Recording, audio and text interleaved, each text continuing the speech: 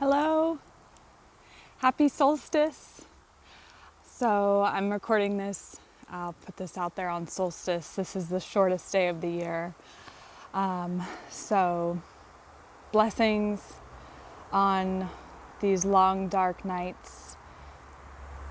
However you choose to use this energy, time, and being with the seasons.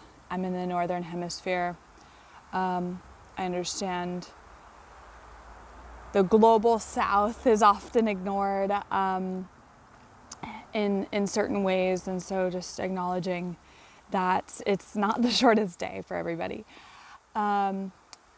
So I recently did an interview with my comrade and peer in my psychedelics class. And I'm excited to share that soon. We talked about a lot of things, but basically, my impetus and catalyst around this is to really bring awareness, as I'm also creating some connections around this in the therapeutic world, but around for therapists who are entering the psychedelic spaces, of which is vastly increasing at this point. So many trainings happening, bringing awareness to the lack of somatics in a lot of these trainings, body up therapies, especially around our relationship with our bodies, sexuality, and subtle energies.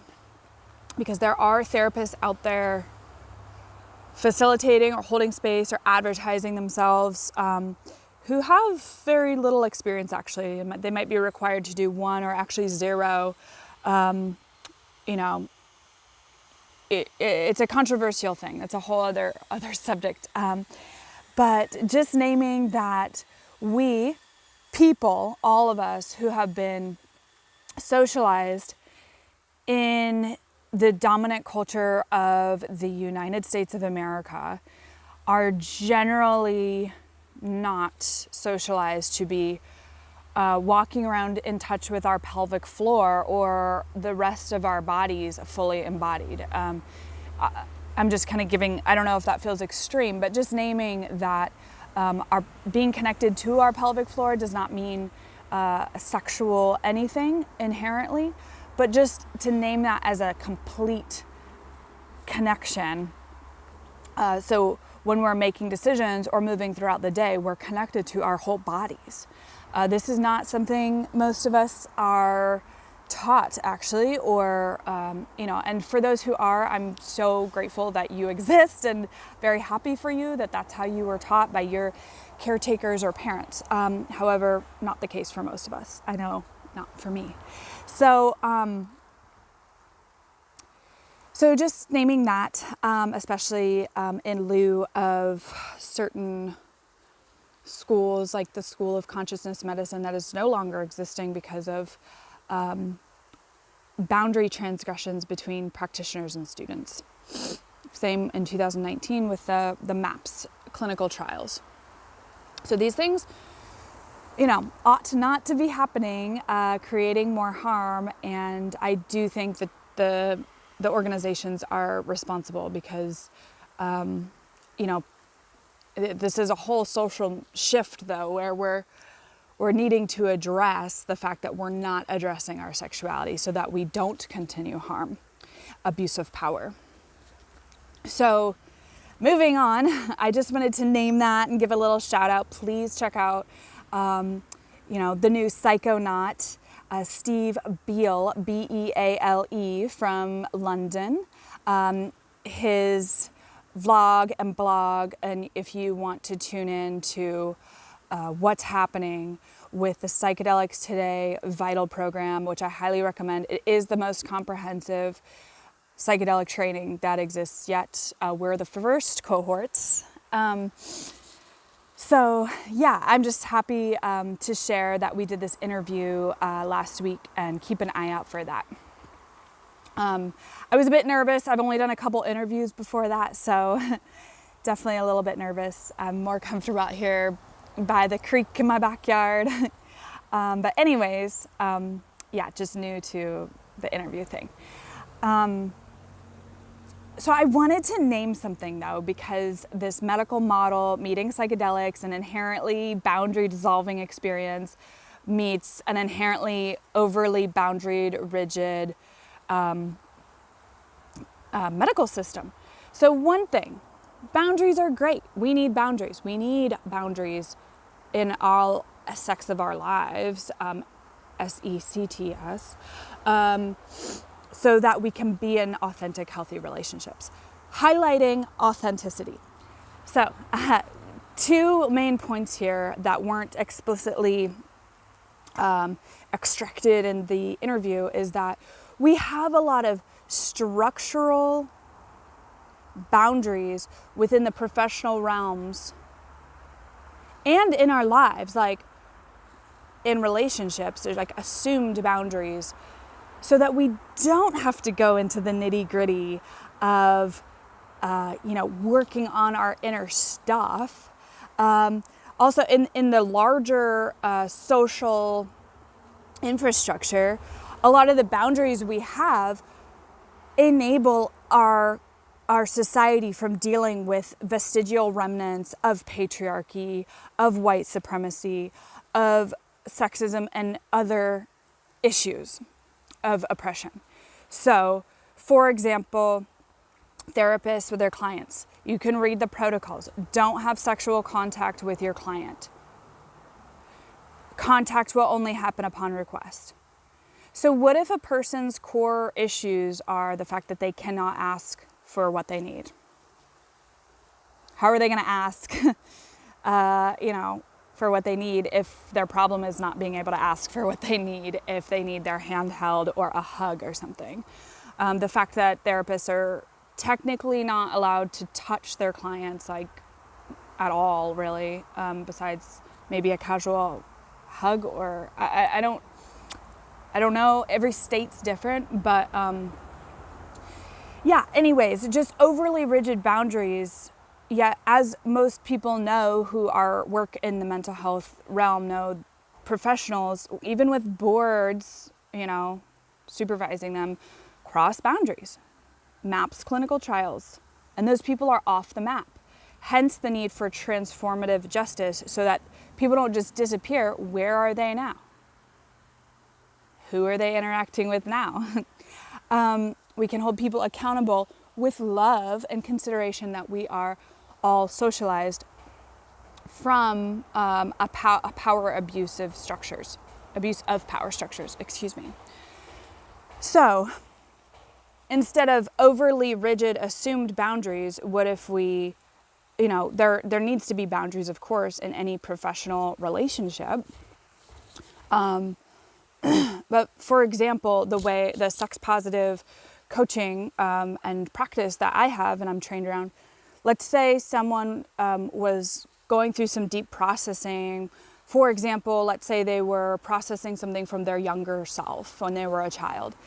If that person was crying or in a very vulnerable state and wanted to be held like a baby, that could be very healing and appropriate. And in the current status for like therapists in the protocol, that might be not allowed because that's too intimate. So if holding somebody like a baby while they're grieving over missed childhood experiences is too intimate, then maybe there's other issues in our socialization we should be talking about. What is intimacy? What is sexual contact, especially in the psychedelic realm? Because for any people who do have a decent amount of psychedelic experience, we know that contact can happen without touch. So these are the types of conversations I'm having with other professionals. Keep posted for more about that. In February, me and another colleague will be, late February, early March, we'll be launching practitioners consult group around these subjects. So just wanted to put that out. And the other piece was one of the permaculture principles applied to mental health and therapy. One of the permaculture foundational ideas is we want to put ourselves out of business. Maybe not out of business, but out of work. Like that way we can adapt. What is the next thing we can do? Do this task and move on with it. So we have a mental health crisis. So what I mean by that is feminist theory. I don't withhold information from my clients, for example. If they want, hey, here's these resources. Do you want to be aware? Can I share what's happening in my mind around and share psychoeducation? Any information I have, they could have. As long as it's within the boundaries of our professional, just because somebody has trauma doesn't mean information might not help them. For all those who go through the somatic experiencing 3-year program, we know our stuff comes up and we're working with it while we're in practice, and we do that in the trainings. So transparency and the idea that, hey, ultimately, ideally, because so many of our mental health issues are coming from lack of community, stress from extractive capitalism, these sort of things. So ideally, we are getting our needs met, our emotional needs met from our direct community without an exchange of money. We're not there yet. Like, that's why I have a job. That's why therapy exists. Very helpful, very good. And this should be a stepping stone. Like, what are we moving towards? If you are interested in academia, check out liberation psychology, because that's the psychology where we're actually addressing these wider the social ecology of like why we're having a mental issue. I understand some people are born with chemical imbalances or other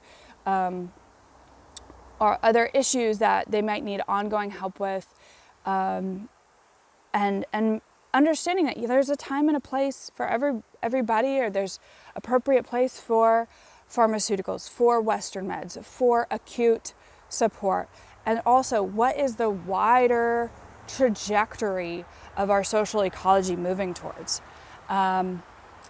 Because, it hasn't been working, so let's change our thinking. As Einstein said, right? We can't solve a problem with the same thinking that created it. Right. So anyways, I just wanted to throw that out there, a little preface, just in case you're interested in the interview. Check it out, newpsychonaut.com. I believe I'll post the link in the thing here below. And if you are a professional mental health practitioner or other preventative health or wellness practitioner in practice, keep an eye out next month or so for information on the colleague peer support group that me and one of my colleagues will be launching, and we will have a limited space for that, so sign up as soon as possible. If you sign up for my newsletter too through my website, you can be the first to know about that as well. So wanted to make those plugs. I hope you're having an awesome solstice, shortest day of the year, potent energy, and whatever that means to you. Just the days are going to start to get longer for those of us in this hemisphere. So much love to all of you. Thanks for taking the time to just be